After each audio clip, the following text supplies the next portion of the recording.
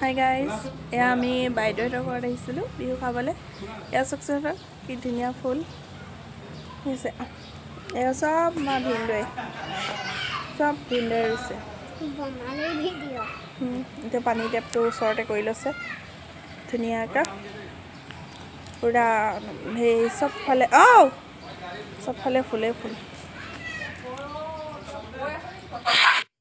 এয়া চাওক বাগান ভেলি এজোপা দুটা ৰঙৰ হয়, ভাল লাগিছে নহয়নে? এইটো কাটিং কৰি থৈছে ভিডিঅ' বোলে বেলেগত আমি নাপালোঁ বাৰু। আৰু এই গোলাপজোপা চাওক, বৰষুণো পৰি আছিলে দেই, মই এনেকৈ মানে ভিডিঅ' কৰি আছোঁ বৰষুণত তিতি।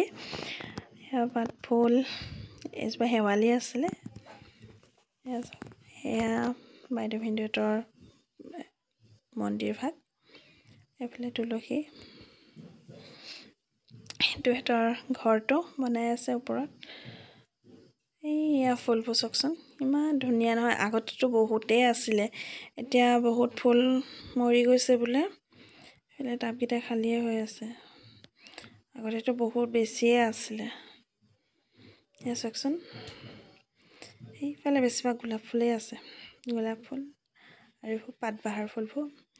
আৰু এয়া চাওক কেকটাছ, কিমান ধুনীয়া লাগিছে নহয়নে? বহুতকেইটা টাব মানে একেলগে থৈ দিয়া হৈছে, বহুত ধুনীয়া লাগিছে। এইবোৰ সকলোবোৰ আমাৰ ভিনদেউৱে কৰে, ভাল লাগিছে নহয়নে?